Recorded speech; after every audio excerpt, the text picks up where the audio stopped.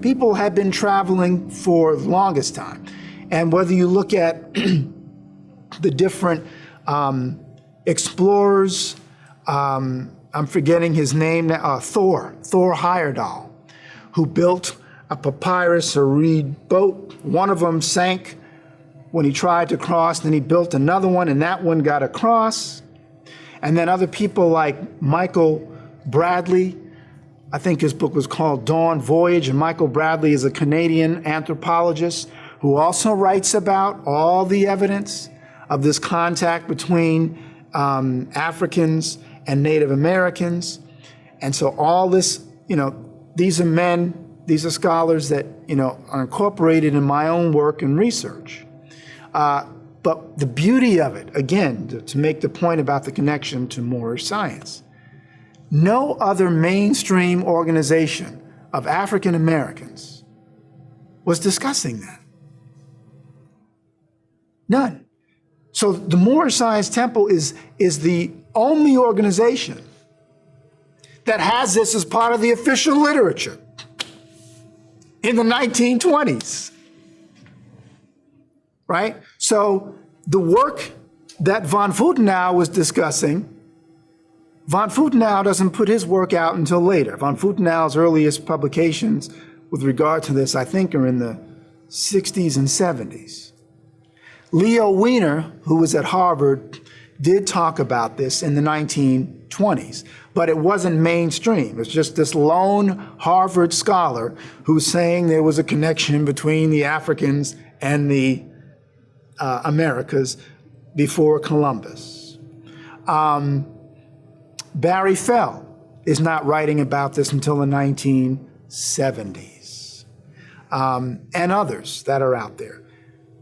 Noble Drew Ali is putting this information out about the pre-Columbian African presence in the freaking 1920s. Come on, right? And the man doesn't get any credit? This is what is insane. Afrocentric scholars should be, in my estimation, really honoring this brother. Even if they're not a part of the movement. Say, look, I may not be part of the movement for whatever reason, but I'm here to tell you, this brother was the real deal as far as how did he know this? And not only how did he know it, but how honorable it is that he then took that information and put it out there for the people to have.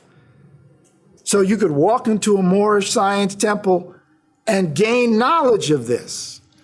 Now, there were other references to it. I think Martin Delaney, who was also known as a prominent figure in quote-unquote black nationalism or black nationalist history in the United States, he also recognized, Martin Delaney also recognized that there was an African presence in the pre-Columbian Americas. He talks about the Carthaginians being here. And again, that's also discussed in my work. And then if you look at what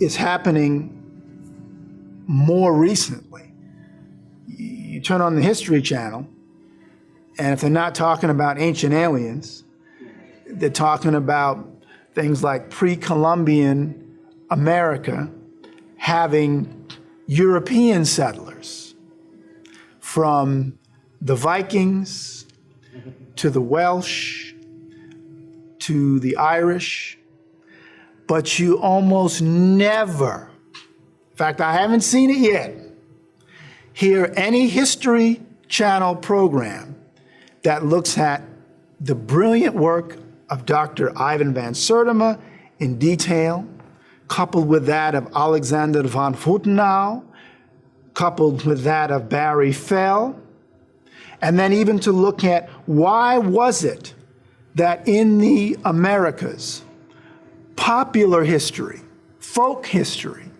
typically said that there was a pre-Columbian African and Asian presence in the Americas. Others even talked about the ancient Hebrew people being here. In fact, that's one of the foundations of the Mormon church, is that some of the writings in the Book of Mormon suggest that there was a Hebrew presence as some of the Hebrew people left and came to the Americas. But they also say there was an Egyptian link, because they talk about aspects of Egyptian culture being there as well.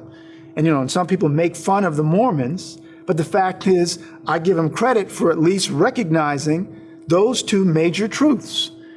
And it's also interesting to me that the name is Mormon because Mormon was Old Dutch for Moor, or Old German for Moor, right? And the angel Moroni, right? The angel Mormon and the angel Moroni, or Moroni. So what I'm saying is there's enough evidence in different places, if people were willing to look, indicating that there clearly was a pre-Columbian African and Asian presence in the Americas, that you can find the remnants of that in language, in artifacts, in cultural practices, in primary sources coming even from Spanish and Portuguese and English and French explorers.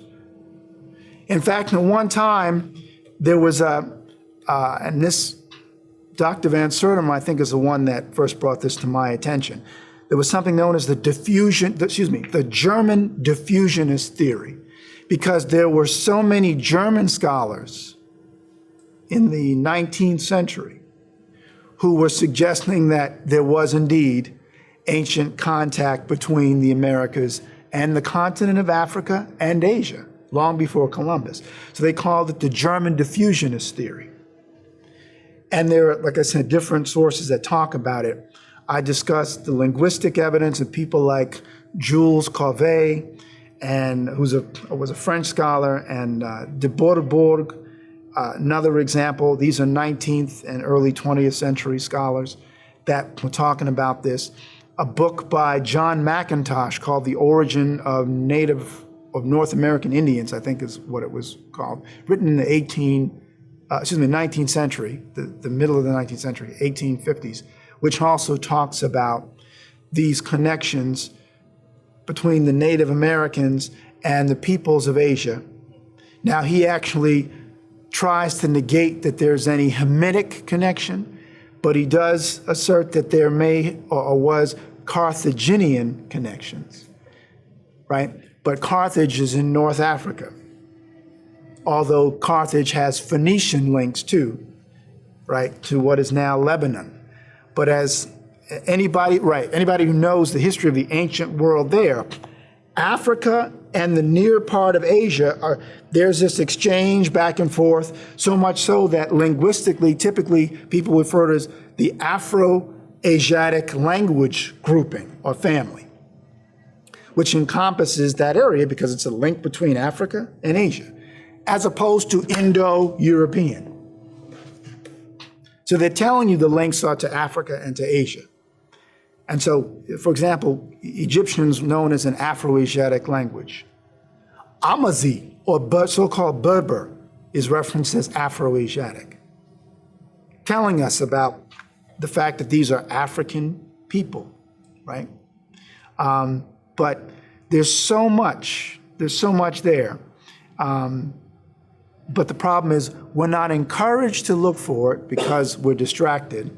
And the media as a whole doesn't generally draw attention to it. Just like I said, History Channel has yet to do justice to the valuable work of Von Futenau and Van Sertima in addressing the African connections.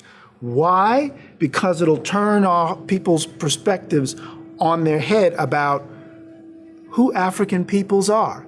So wait a minute, you all are the ancient Kemites, because here are the artifacts. You look just like these people, and these people were here in the Americas.